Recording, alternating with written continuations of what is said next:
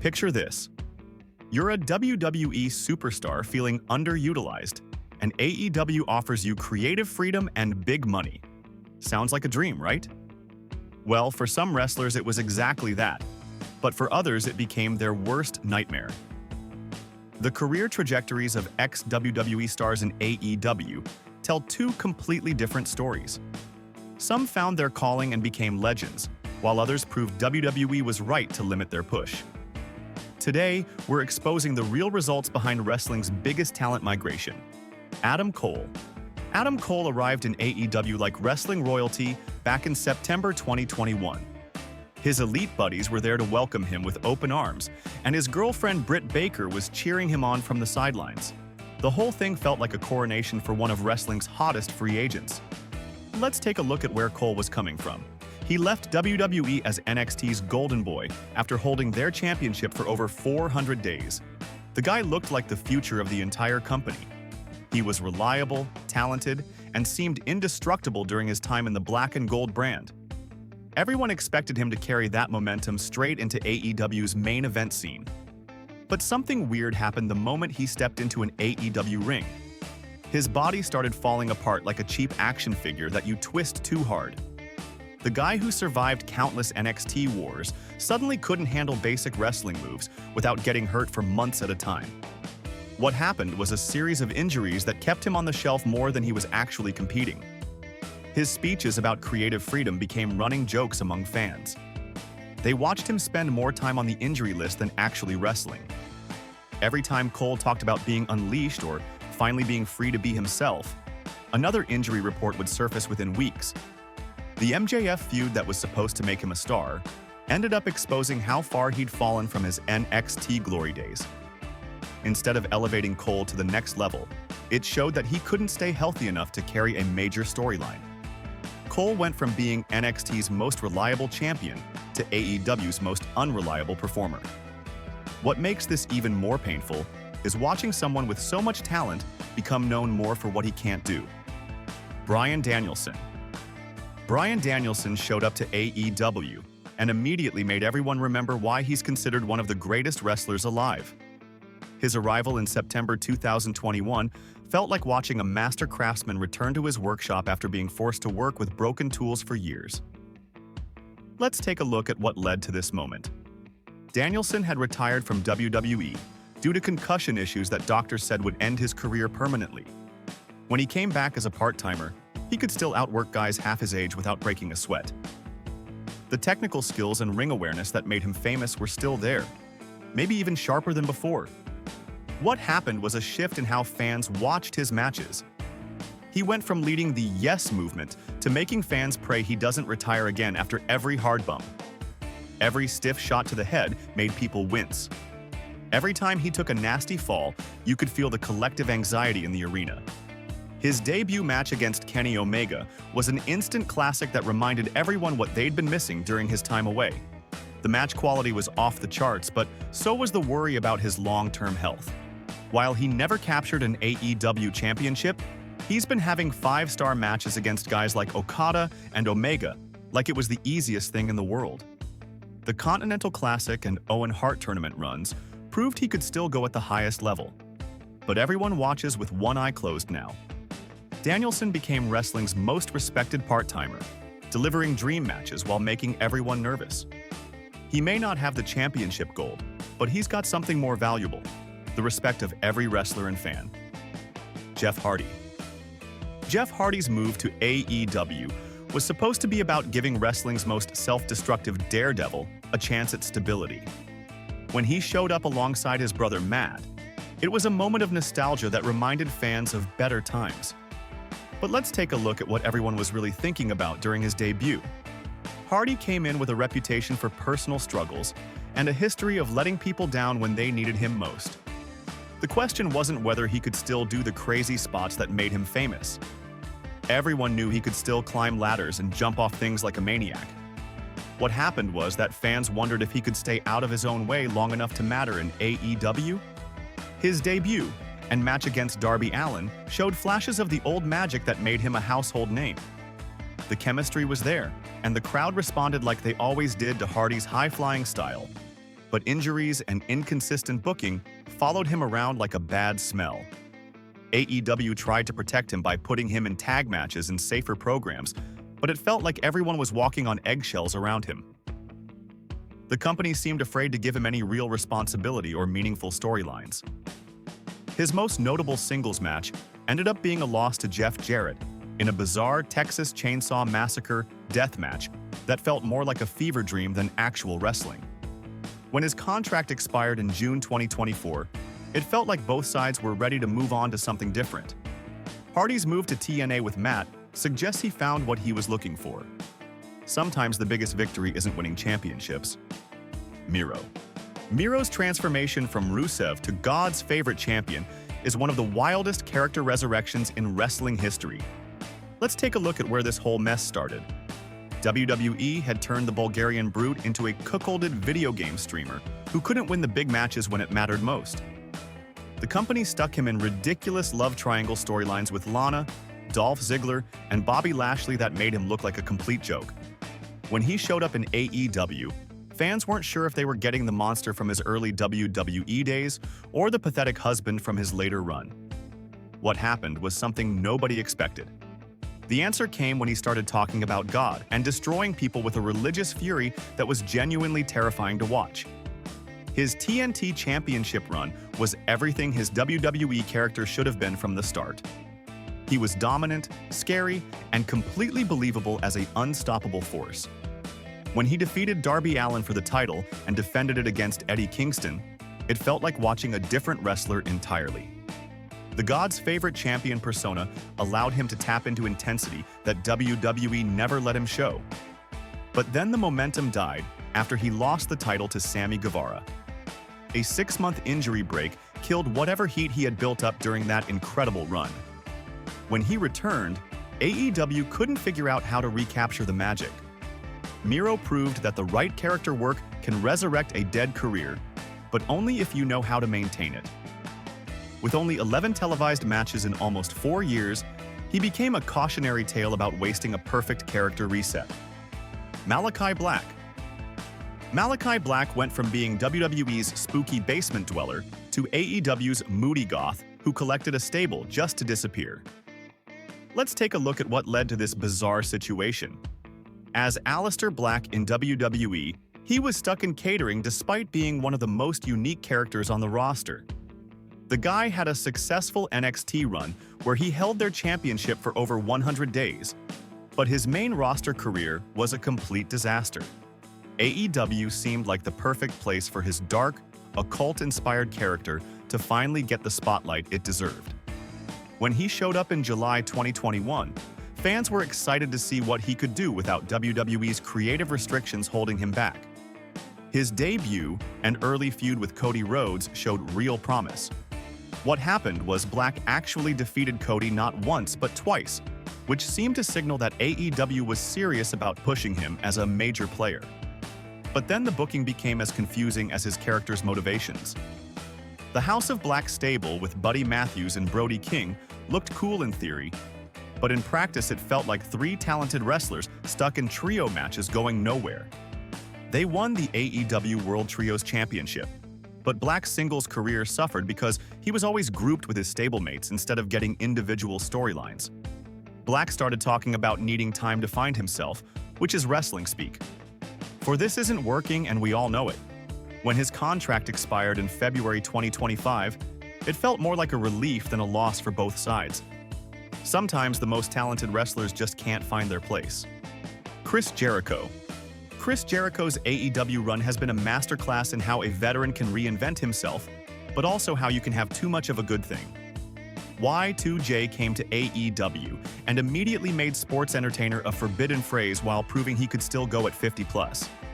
His arrival was a pivotal moment that helped establish AEW's identity and direction, making him crucial to the company's early success.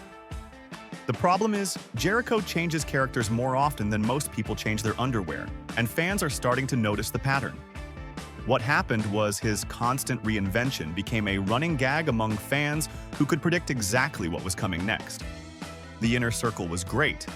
Then the Jericho Appreciation Society was fine, but each new faction feels like the same formula with different names. He's become AEW's most reliable utility player, often being paired with wrestlers gaining momentum as a rite of passage. Fans have even dubbed it the Jericho Vortex, where a wrestler's push often involves a feud with Jericho. Every Jericho storyline follows the same beats: new character, new catchphrase, new faction, rinse and repeat. Let's take a look at what this means for his legacy.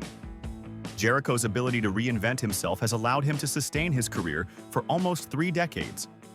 But after being on AEW TV almost consistently for 4 years, fans are starting to get tired of the learning tree as his formula becomes predictable.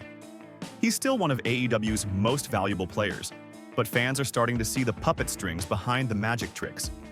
Even the best formulas get stale if you use them too often. Saraya's return from a career-ending injury to become AEW's British punk princess is a medical miracle with mixed results. Let's take a look at what led to this shocking comeback. As Paige, she was forced to retire due to neck injuries in December 2017 during a non-televised event when she was only 25 years old. She spent years as a WWE general manager and later managed the Kabuki Warriors, seemingly done with in-ring competition forever.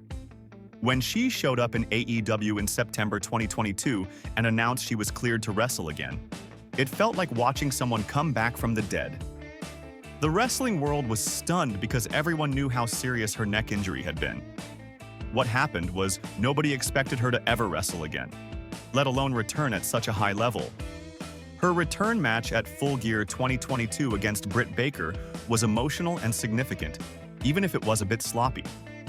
Her championship win at All In her home country was a feel-good moment that had fans celebrating, but the title reign that followed was forgettable at best and failed to live up to the initial hype.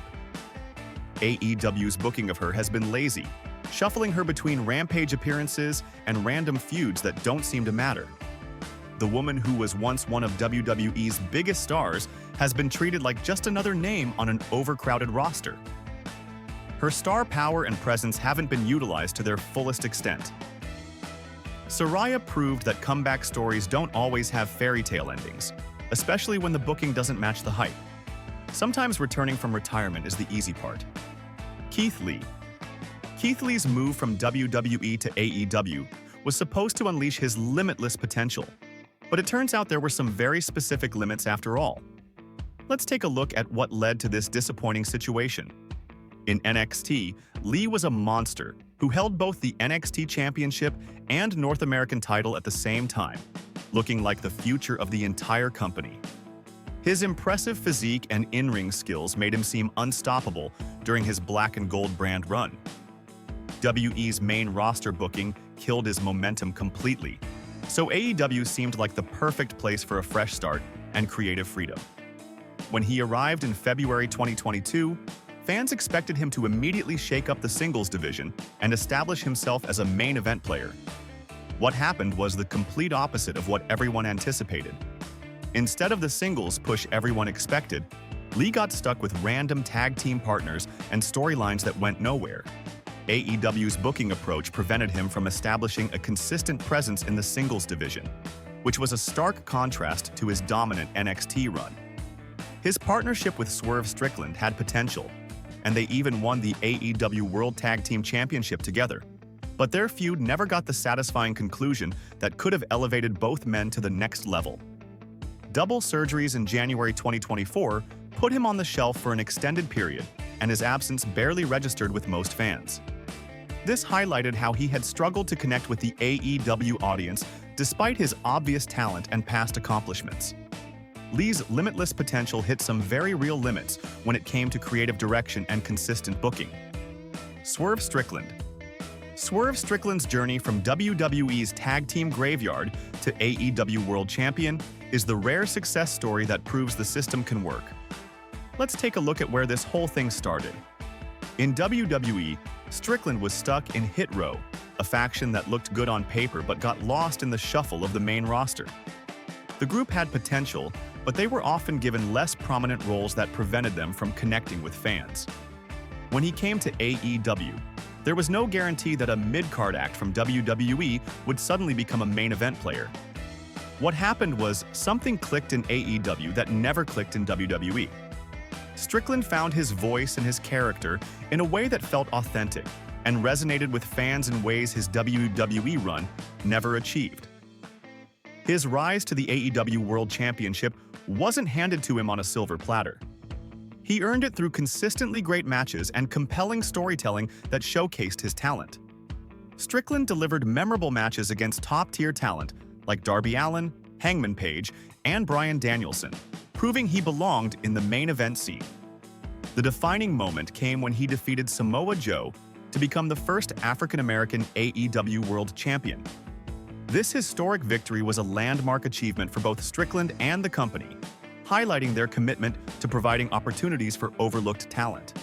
Strickland's title reign lasted over 100 days and proved that sometimes wrestlers just need the right environment to reach their potential.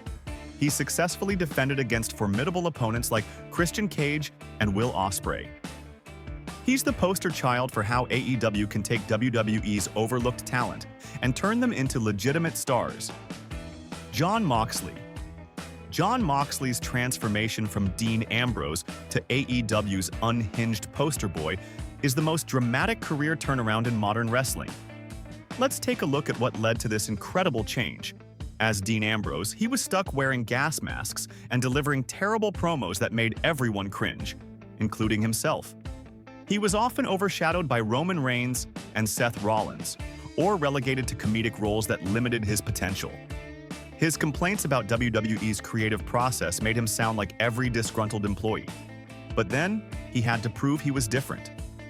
What happened was, Moxley's frustrations stemmed from creative limitations that prevented him from utilizing his full talent.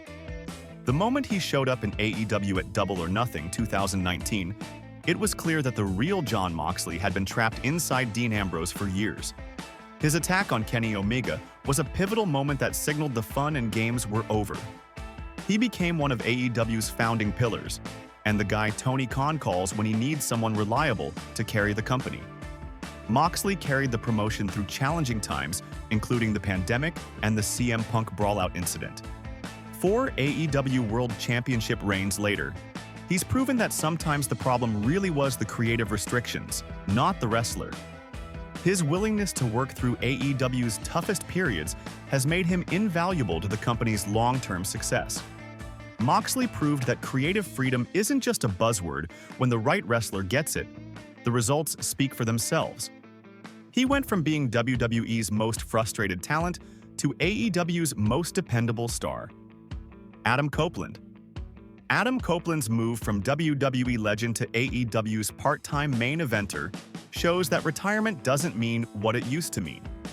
Let's take a look at what led to this surprising career change.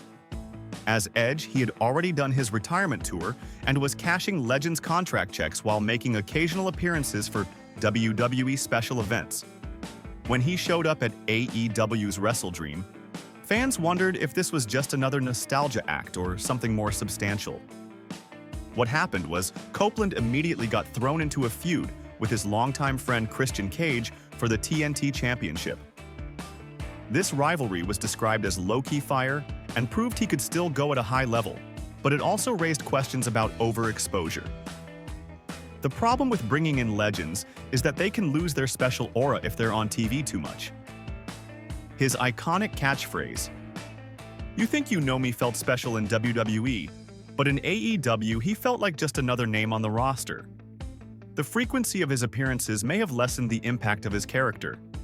His fractured tibia at Double or Nothing was a harsh reminder that part-time legends are still dealing with full-time injuries. The injury forced him to vacate the TNT Championship and disrupted his promising momentum. Upon his return, his feud with Jon Moxley for the AEW World Championship did not resonate as well with fans as his earlier work. Copeland's AEW run has been solid but not spectacular, proving that Legends contracts exist for a reason. Sometimes the biggest paycheck isn't worth the risk of tarnishing a legacy that's already secure. Christian Cage. Christian Cage's transformation into AEW's most hateable old man proves that the best character work can come at any age. Let's take a look at how this whole thing started. Christian came to AEW as a lovable veteran who fans were happy to see get one more run in the spotlight after his WWE career seemed to be winding down. But somewhere along the way, he discovered that being genuinely annoying was way more entertaining than being generically likable. What happened was, Christian embraced a character that was deliberately irritating, which proved to be a masterstroke in audience engagement. His unhinged persona and TNT title runs have been some of AEW's most consistently entertaining content, showcasing his ability to captivate audiences through his villainous antics. The guy who spent years being overshadowed by Edge finally found a character that was uniquely his own. His feud with Kenny Omega was a highlight that demonstrated his ability to perform at a high level and contribute to the company's success. His heel work has been so effective that fans genuinely want to see him get his comeuppance, which is the mark of great heel work that generates both excitement and disdain. With rumors of a potential AEW World title run in 2025, Christian might be peaking at the perfect time. This potential run would be a culmination of his character evolution and provide a fitting capstone to his career. Christian proved that reinvention doesn't have an expiration date, and sometimes your best work comes when you stop trying to be likable. He's become one of AEW's most valuable heels by embracing everything that makes him annoying. Mercedes Moan. Mercedes Moan's arrival in AEW as wrestling's self-proclaimed boss came with massive expectations that haven't quite been met. Let's take a look at what led to this situation. As Sasha Banks, she was one of WWE's biggest stars and a legitimate main event attraction who could carry any storyline. Her matches with Bayley and Charlotte Flair were some of the most memorable women's wrestling matches in recent history. When she finally made it to AEW after her WWE departure in March 2024, fans expected her to immediately elevate the women's division. The wrestling world was buzzing about her debut on the special Big Business episode of Dynamite. What happened was AEW positioned her as a major signing, but the follow-through hasn't matched the initial hype. While she has that special presence and aura that separates stars from wrestlers, her booking hasn't lived up to expectations. Her charisma is undeniable and she carries herself like the star she was in WWE, but something feels off about her AEW presentation. Her TBS Championship run has been underwhelming compared to the impact she made during her WWE and NXT days. She's had notable matches against opponents like Willow Nightingale, Britt Baker, and Chris Statlander, but the overall impact of her title reign has been less significant than many expected. The "I'm the standard" declarations ring hollow when the booking doesn't position her as the standard bearer she claims to be. Moan's AEW run proves that even the biggest stars need the right booking to maintain their aura and impact. Having star power is only half the battle. Bobby Lashley. Bobby Lashley's arrival in AEW represents Tony Khan's continued strategy of collecting WWE talent like Infinity Stones, with mixed results. Let's take a look at what happened when this former WWE champion made his debut. The hype was massive when Lashley showed up, with fans expecting him to immediately shake up the main event scene and challenge for the AEW World Championship. What happened was the complete opposite of what everyone anticipated. Instead of the dominant singles run everyone expected, he's been positioned as just another name on an overcrowded roster. His impressive physique and dominant presence that made him a credible threat in WWE seemed to get lost in AEW's booking approach. His tag team championship run and feud with Swerve feel like they're wasting the special aura he brought from WWE. While he did hold tag team gold, the booking did not elevate him to the level of a main event player. The feud with Swerve Strickland had potential, but failed to reach a satisfying conclusion that could have elevated both wrestlers. The problem with constantly signing big names is that eventually they stop feeling special when they're not booked like stars. The sheer volume of talent has made it difficult for each individual to stand out. Lashley went from being WWE's monster champion to being AEW's latest acquisition, and the difference in presentation is obvious. Lashley's booking shows the danger of collecting talent without having a clear plan for how to use them effectively. The lack of a defined role has hindered his ability to connect with the audience. Sometimes the biggest signings lose their impact when they're treated like just another wrestler. Sting. Sting's AEW run has been a celebration of a wrestling legend who finally got the retirement tour WWE never gave him. Let's take a look at what led to this incredible turnaround. After a disappointing WWE run that felt more like an obligation than a celebration, Sting seemed done with wrestling. His time in WWE was often underutilized and failed to capture the magic that made him a household name during his WCW days. When he showed up in AEW during the December 2020 episode of Dynamite, fans wondered if this would be another case of a legend tarnishing his legacy for one more paycheck. What happened was the complete opposite of what everyone expected. AEW treated him with the respect and reverence that his legendary status deserved from day one. The company understood how to treat legends and made every appearance feel special. At 64 years old, he became AEW's most beloved attraction through pure respect and better booking than he'd seen in years. His matches were often strategically booked to highlight his strengths while minimizing risks, ensuring he could deliver the moments fans wanted without compromising his health. This careful approach allowed him to remain a beloved attraction throughout his entire run. Every appearance felt special because AEW understood that legends should be treated like legends, not just another wrestler. The contrast between his WWE and AEW tenures highlights the importance of creative freedom and understanding a wrestler's strengths. Sting's AEW run proves that it's never too late to give a legend the send-off they deserve if you approach it with respect. Tony Khan's strategy of collecting ex-WWE talent has created the wildest mixed bag of results in wrestling history, with genuine stars sitting next to complete disappointments. Let's take a look at what we learned from this whole experiment. The real lesson here is that creative freedom and big paychecks don't automatically equal success. You still need the right booking and the right mindset to make it work.